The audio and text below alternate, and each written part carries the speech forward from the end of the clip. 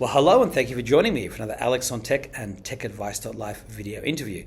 I'm joined today by the President and CEO of Energous Corporation, Cesar Johnston. It's great to see you again after meeting you for the first time at CES 2022. Welcome to the program. Oh, thank you very much, Alex. It's always a pleasure talking to you. Well, thank you for taking the time. So, can you please remind us what Energous Corporation does and what wireless power transfer means? Oh, definitely. Energous Corporation is a fabless semiconductor systems company. We have developed a specific technology for wireless power networks. In other words, we generate energy. We generate energy and we fill up rooms with energy that can be used by receivers, and we struggle to remove batteries and wires when we do that. Just to recap for people who are unaware how the technology works, how does that round transmitter transmit the power? I mean, obviously it's something, you can imagine it's like Wi-Fi. You've got your router and your devices are picking up a signal. But what's the short version of how power is transferred wirelessly and safely? Sure. So what we do at Energous is effectively what, in a way, similar to what Wi-Fi did, right? In the days when we work on Wi-Fi, what we did is we filled the room with data. Today at Energous, we fill the room with energy, right? So how does the transmitter work? It's very simple. You take an electrical signal, an AC electrical signal that gets converted to a DC signal that uses our 4100 CMOS-based device with our 3210 power amplifier, devices that have been specifically designed for generating certifiable technology that sends power. And that is connected to an antenna.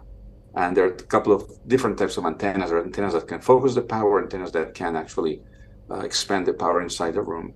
And as you generate and get that signal out, that energizes that room. And then on the other side, on the receiver side, what you have is another type of antenna that matches the frequency at 900 megahertz in our case, and receives that energy and converts that energy from an RF signal into a DC signal in a passive manner.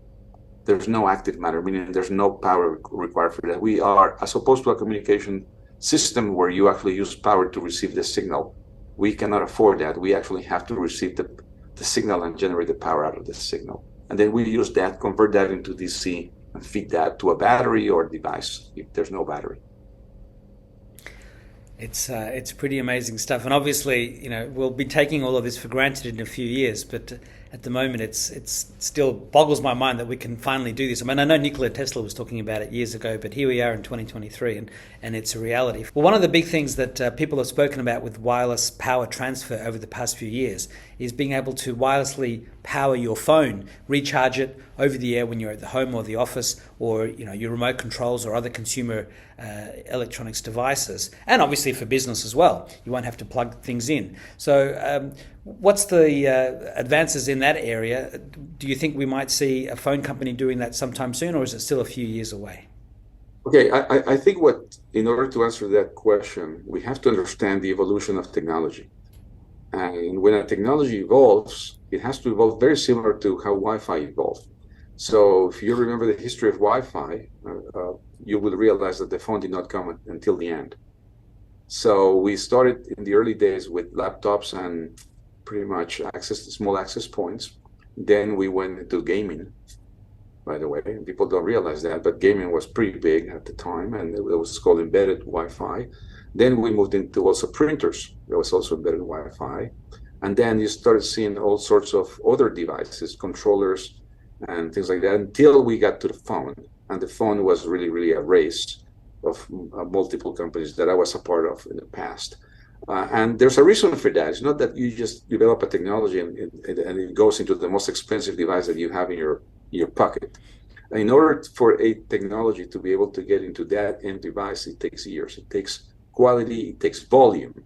And what we need to do in order to get to that phone over time on the business side is to prove that the technology is mature enough that pretty much the volume is in place and the cost is effective for a phone to absorb, right?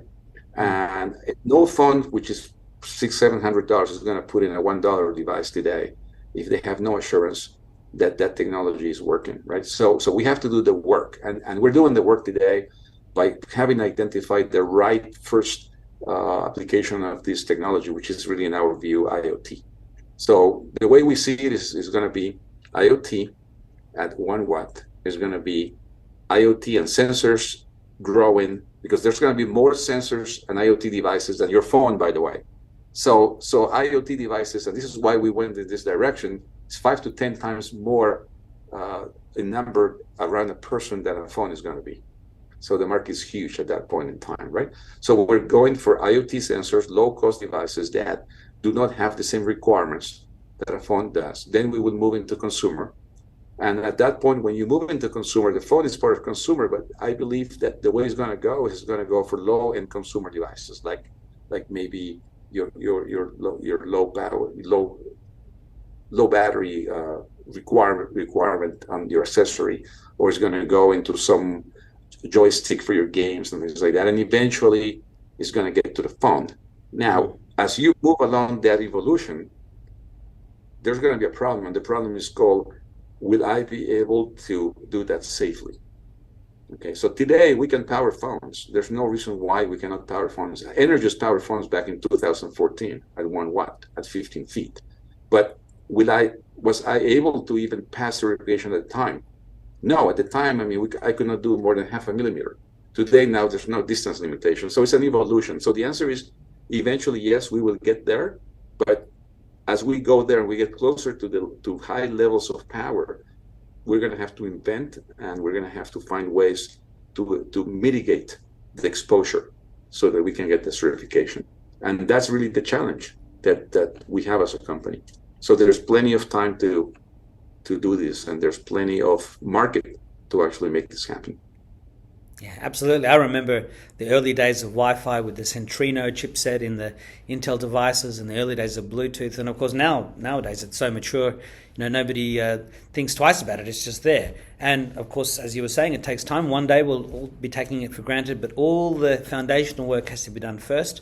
And as you say, all the IoT devices, there's billions or trillions more of those than there are smartphones in the world. Well, it depends who you talk to. Some people call it billions, some people call it trillions, and yeah, it's massive. And the amount of data that's going to be available once you have IoT power is probably going to be more than what your phone can do today. Yeah, absolutely. Well, it just reminds me that there were people who were trying to harvest power over 5G signals, just like you had Luke Skywalker and his uncle moisture farming on the desert planet of Tatooine. There'll be people trying to somehow harvest energy from all of the... So let's talk a lot. You want to talk about that? I have Sure. one view on that. Tell me. Yeah, please. Yeah, so there is a lot of people out there that believe that we can harvest energy from Wi-Fi and 5G, and the answer is yes, you can harvest the energy. The problem that you have is that the levels of power that you can harvest is extremely low, and it's not good enough to actually even do an IoT device. This is why when we talk about ambient IoT, I always tell people, that's fine. I mean, you can have ambient IoT as long as you deploy Energous power bridges in the ambient. I mean, as simple as that, because the levels of power that devices have today are not at the level that a Wi-Fi or Bluetooth device can really support in what I would call respectable ranges or distances, right? Maybe you can do it at this distance, but that doesn't have a use necessarily. So that's pretty much what's going on there. Well, you would know, and it's easy for journalists or people to talk about it, but when you're at the coalface and you know the reality, but I was sort of thinking of a sci-fi future where somehow they'll be able to concentrate that energy, but it's all in the distance to come. Let's put it this way: that as the technology progresses, there's two schools of technology. One that just uses whatever they have and they keep on increasing the power, and one that basically does a very smart job and they start decreasing the power. That's happening already. When that effort goes down into a level of power that is sustainable and can be certified, whatever you're saying will occur. We'll be able to support really devices that are extremely low power with this type of low power technology. Well, we're always moving towards efficiency and trying to do more with less. So that is the right path, and that's for sure. Trying to use endless amounts of energy. I was at an AMD event yesterday, and they were talking about how their processors are always sort of trying to use lower amounts of energy, and how the competition, in this case Intel, to try and hit certain metrics of gigahertz and speed, they're having to really push their processors, and so that increases the power. It makes the fan sound like it's a space shuttle taking off, and I mean that's the wrong way to go. So in the end, sanity prevails, and we don't have unlimited energy. If we did, none of this would be a problem, but we don't. Now I'm going to include the previous video in the article that this video will appear in. But can you let us know where Energous products and services are already being used in the market today? Definitely. So first of all, it's been close to a year and a half since we talked about Energous. At the time, I was the brand new president and CEO of the company, and I had just started a new strategy that we have now executed. So if you recall and look at that video, you will notice that the conversation was about our focus on IoT. And within IoT, we looked at 3 applications that we demonstrated at CES back then. The first application dealing with RF tags, the second application dealing with ESL, electronic shelf labels, and the third application dealing with sensors, IoT sensors. At the time, we show you a demonstration where we were working with Wiliot, our partner, that develops the BLE RF tags. We were looking at some proprietary ESL-based technology that we developed, that we were charging without batteries at CES on the floor. And then we talked about some, I recall, early IoT sensors that we had in mind. And I remember barely that it was probably on temperature and humidity. So let me tell you where we are today. So when we started on the strategy, it was pretty early. We were making a lot of progress on certifications. Today, I can tell you when it comes to certifications, we have our PowerBridge product, which is the round transmitter that we demonstrated at the time. And that is a well-known product today that is certified pretty much everywhere in the world, including Australia and New Zealand. Okay, we have China, Korea, Japan, and so on. So we have expanded the concept of wireless power transmission at a distance. It is a given, and there's no limitation on distance because you can put those transmitters every 10 to 15 meters, and you can extend it as far as you want. So we have achieved that since then.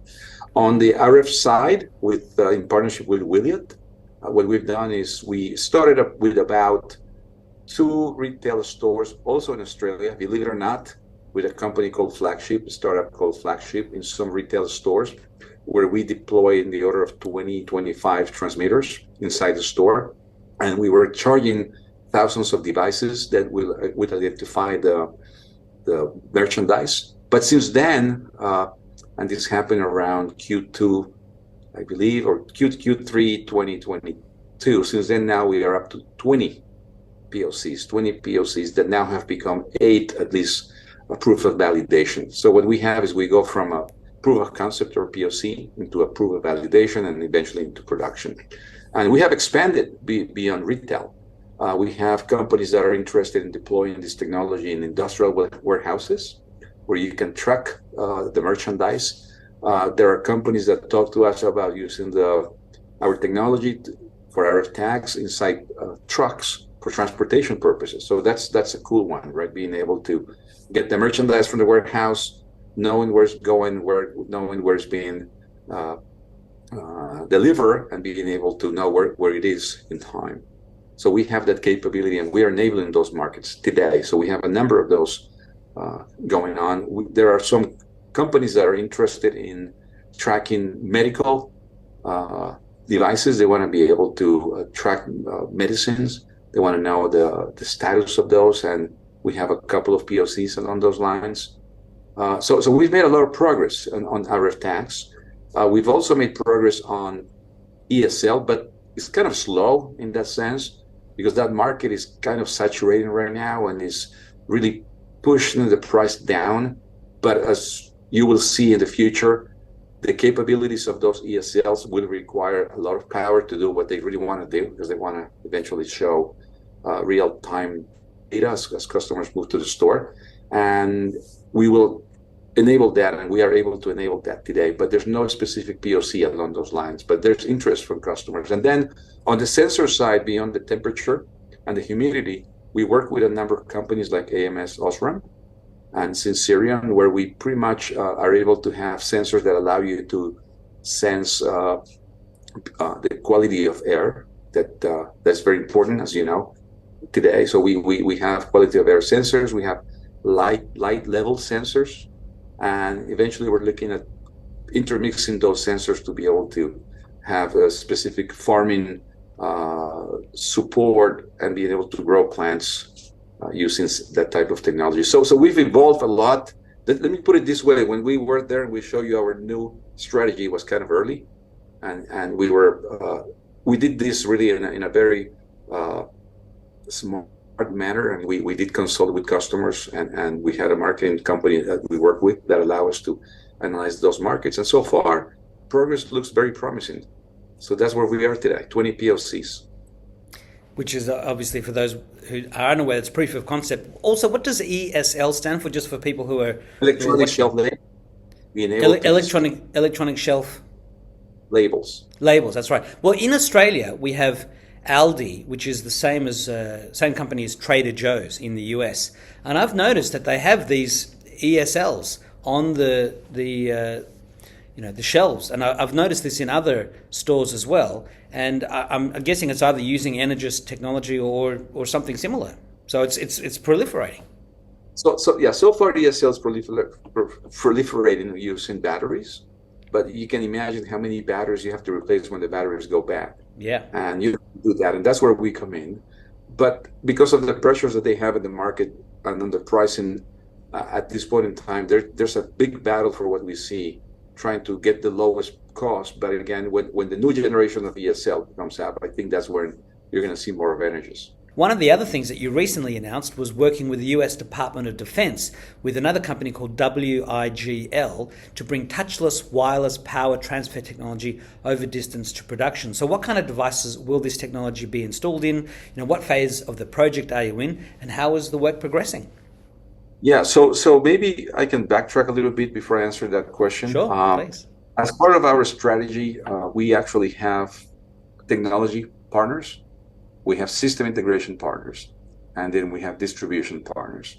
On the technology partners, we have companies, like I said before, Wiliot and others. So they're companies that provide us with fundamental technologies that we do not design here at Energous, but we can power, right? And together we partner in such a way that we can develop the new markets that we want to serve. Now, on the system integration side, we partner with companies that have already deployed and have the interface to potential customers. Some of these companies have already deployed thousands of Wi-Fi networks or 5G networks, and they already have the channel in place.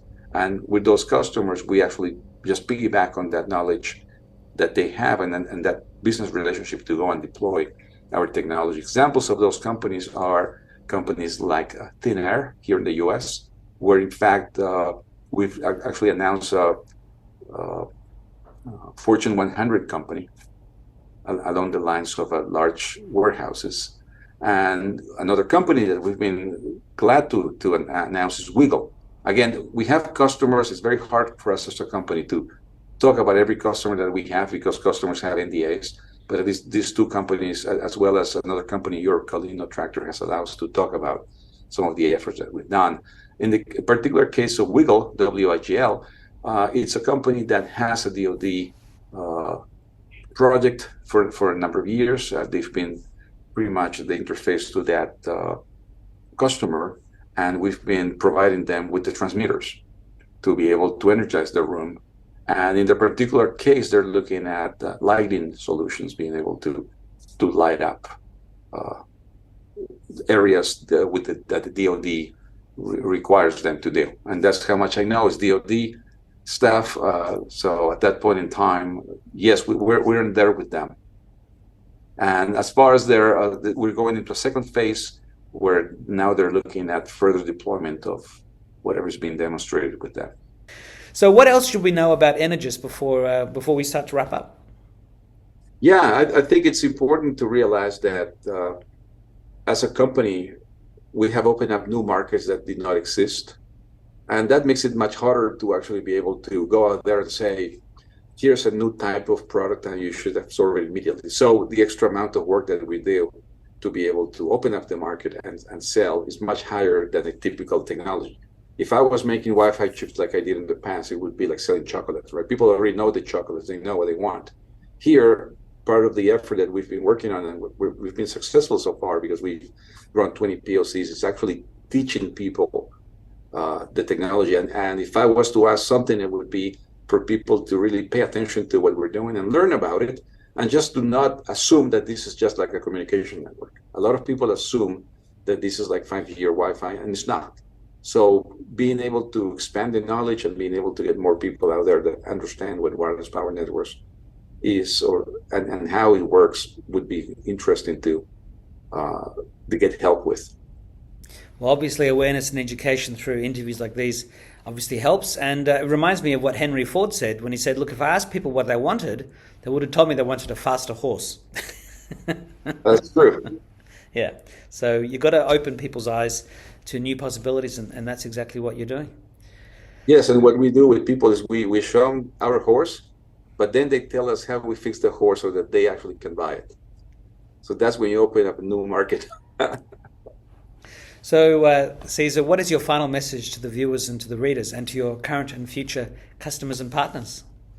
I would like to say that we at Energous worked very hard for many years to develop a unique technology that is here to stay.